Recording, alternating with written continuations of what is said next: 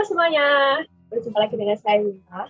Pada video kali ini kita akan belajar mengenai analisis kesesuaian lahan pemukiman menggunakan metode overlay dengan tools Dissolve. Nah, sebelumnya kita kan sudah belajar mengenai proses overlay menggunakan intersect dan union. Sekarang kita akan menggunakan Dissolve. Dissolve sendiri merupakan proses menggabungkan beberapa poligon yang memiliki atribut sama agar nanti menjadi satu poligon besar yang sama. Karena kita akan melakukan analisis kesesuaian lahan, maka kita perlu menyiapkan bahan terlebih dahulu berupa data set file, peta kemiringan lereng, peta bentuk lahan, dan peta kerawanan bencana.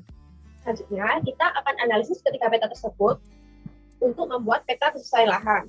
Dan berikutnya, baru kita lanjutkan dengan proses Dissolve. Kita langsung saja buka aplikasi ArcMap-nya.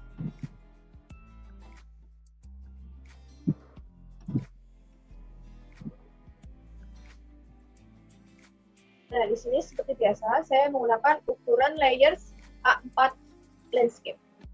Baik, langkah pertama, kita add terlebih dahulu filenya, data bentuk lahan, lereng, darawan. Saya menggunakan peta daerah Kabupaten Sleman. Selanjutnya, dari ketiga data ini, kita akan melakukan proses analisis kesesuaian lahan. Jadi, ada tiga hal yang kita perlu analisis. Yang pertama, untuk bentuk lahannya. Bentuk lahan ini, di sini kan contohnya ada seperti kepundan, kerucut, lereng atas gunung. Nah, itu pasti tidak cocok untuk wilayah pemukiman, sehingga untuk bobotnya atau sedangkan untuk bentuk wilayah selain ketiga tadi akan kita beri harga 1. Baik, kita buka Open Edit Data, klik kanan, dan klik kiri ini. Di sini kan ada keterangannya. Nah, ada kerucut, padang lava, lalaian lava, seperti ini. Kita akan berikan harganya. Kita akan tambah add field, klik table options, add field. Di sini misalnya kita beri nama harga. Lalu ini short interval. Kita klik OK. Beri harga 1. Klik OK. Nah, di sini untuk wilayah kerucut, kita akan ubah harganya menjadi 0, sudah benar.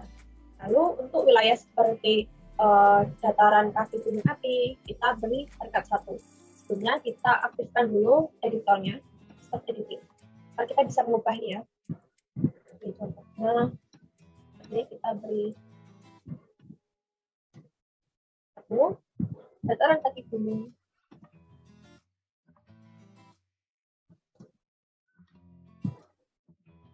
Terus ini juga semuanya kita sesuaikan. Seperti ini. Kita sesuaikan harganya dengan bentuk lahan, maka jadinya seperti ini. Kita juga akan melakukannya pada serta lereng dan rawan bencana. Sama, kita klik Open Edit Data. Untuk lereng, kita bagi menjadi 2 klasifikasi. Jika lereng wilayahnya itu kurang dari 25%, maka akan kita beri harga atau bobot 1. Sedangkan untuk lereng yang lebih dari 25% akan kita beri harga 0. Karena untuk wilayah pemukiman akan lebih sesuai menggunakan daerah yang lebih landai. Jadi ini sudah terlihat ya. Di sini ada keterangan agak curam 15% sampai 20%. Ini pasti masuk harga 0 seperti itu. Kita buat lagi add file-nya.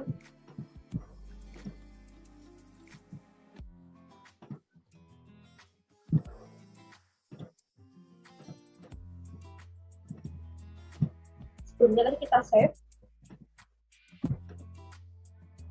kita add field kembali, beri nama dapat 2, type-nya short interval, kita klik OK. Kita mulai editing lagi.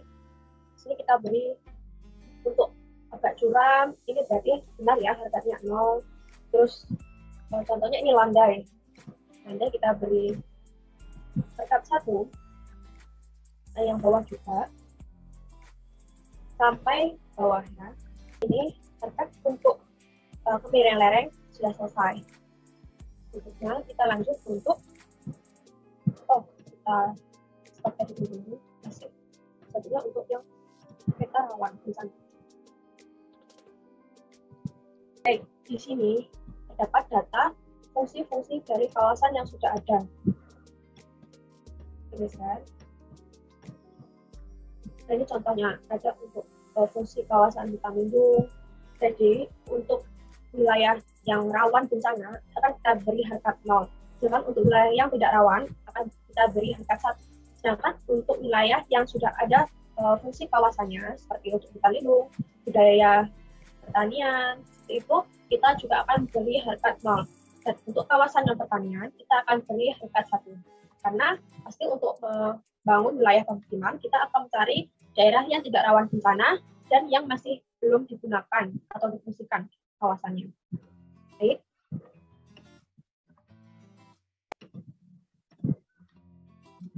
Ini nama harkat 2. Short interpret ya. Oke. Jadi seperti ini. Fungsi kawasan hutan lindung. Jadi ini benar 0. Terus untuk yang kawasan pertanian kita beri harkat 1.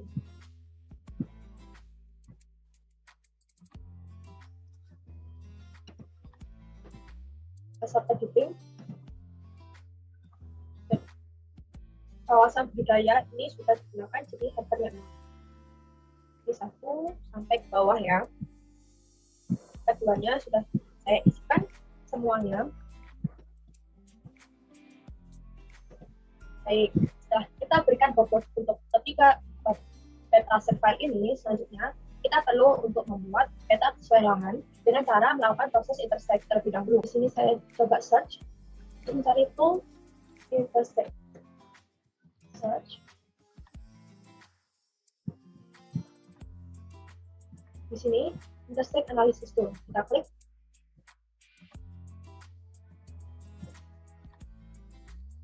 Untuk inputnya, kita masukkan dulu peta untuk lahan. Dan nanti kita tambahkan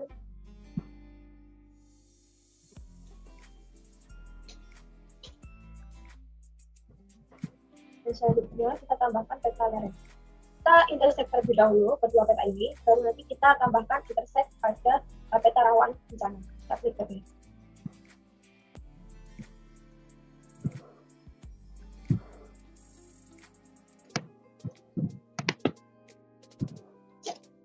Nah, di sini sudah jadi ya hasil proses intersect-nya.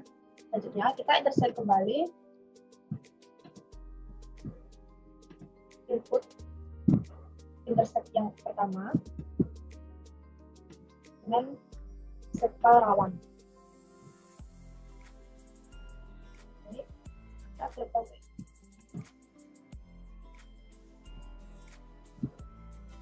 Nah, akhirnya jadinya seperti ini. Banyak sekali atribut-atribut yang tertambahkan menjadi 1 di hasil intersect yang terakhir ini. Selanjutnya, kita dapat lakukan analisisnya dengan klik kanan, open atribut.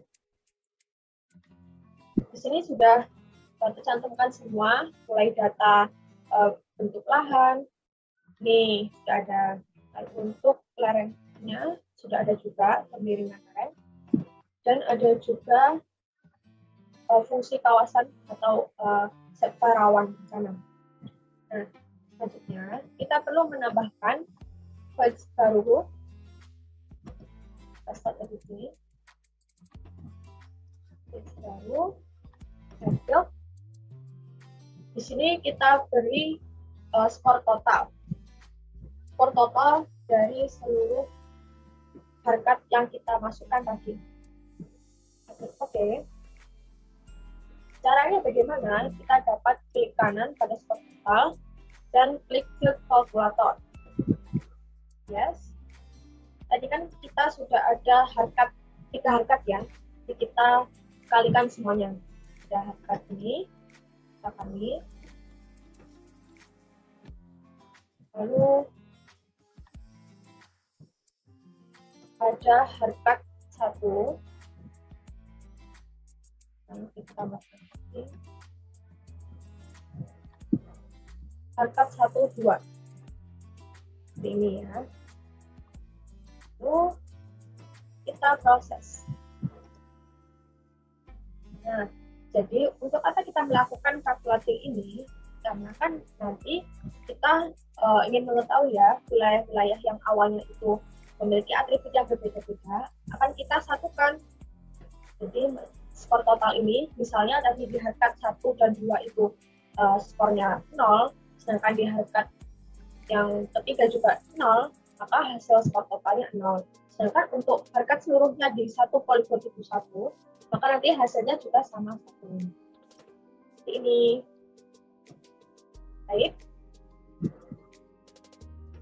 Berikutnya, setelah kita sudah samakan kesesuaian lahannya, kita lakukan proses dissolve. Kita search tools dissolve. Pakai dissolve data management.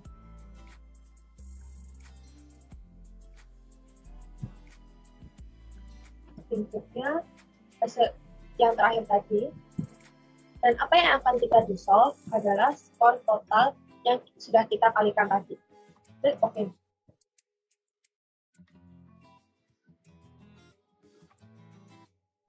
Sudah jadi ya, ini hasil dari dissolve-nya. Nah, tadi kan wilayah ini memiliki poligon yang sangat banyak dan rumit ya untuk kita baca. Nah, setelah dissolve, akhirnya atribut-atribut yang sama disatukan menjadi satu poligon yang sama.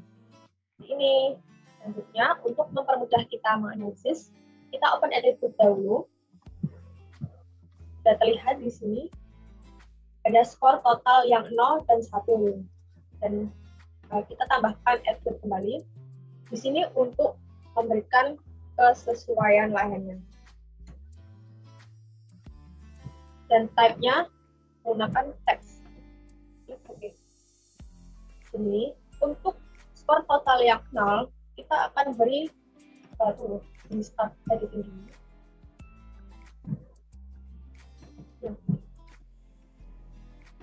Di sini kita beri tidak sesuai.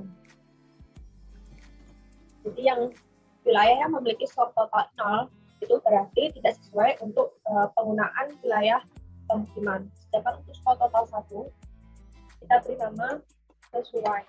Karena memang wilayah yang memiliki skor total 1 itu sesuai untuk wilayah pemukiman. Oke, kita stop editing, kita save. Selanjutnya, agar lebih jelas ya petanya, kita atur juga simbologinya. Klik kanan properties. Di sini untuk namanya kita beri nama dissolve saja ya, biar mudah. Dan untuk simbologi, masuk kategori. Di sini value field-nya, kalau kita menggunakan skor total, hasilnya seperti ini. Tapi kita akan menggunakan value field yang kesesuaian yang tadi kita buat. Jadinya seperti ini, sesuai dan tidak sesuai. Kita bisa ubah warnanya. Di sini karena sesuai kita beri hijau saja. Yang tidak sesuai beri warna merah. Ini. Apply. Oke. Nah, jadinya kita dapat mengetahui wilayah yang warna merah ini merupakan wilayah yang tidak sesuai untuk penggunaan lahan pemukiman. Sedangkan untuk wilayah hijau ini itu sesuai untuk pemukiman. Mengapa bisa demikian? Dapat kita lihat misalnya dari peta rawannya ini. Kita coba beri label. Kita follow-kan dulu warnanya.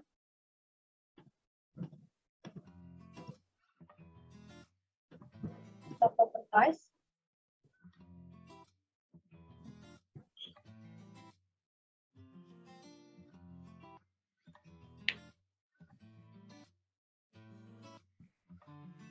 Di sini kita atur labelsnya. Untuk keterangan ya. Kita klik. Ya. Di sini kita bisa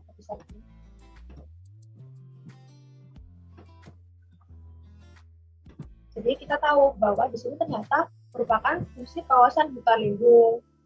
Nah, berarti kan tidak sesuai untuk pemukiman. Sedangkan untuk yang ini ada keterangannya fungsi kawasan non pertanian. Dia warnanya hijau, berarti dia dapat digunakan untuk lahan pemukiman. Begitu pula jika kita lihat dari lerengnya, misal ya, sama, kita perlihatkan labelnya.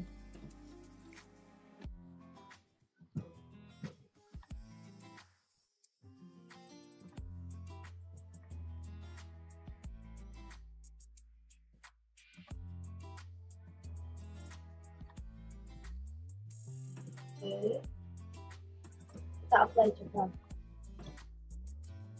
Nah, di sini kita tahu ya bahwa yang di atas ini merupakan wilayah dengan lereng yang sangat curam agak curam.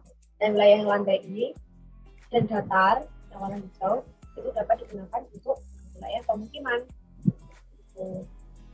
Baik, sekian video yang dapat saya berikan mengenai tutorial analisis penggunaan lahan pemukiman dengan teknik overlay soft. Terima kasih. Sekian.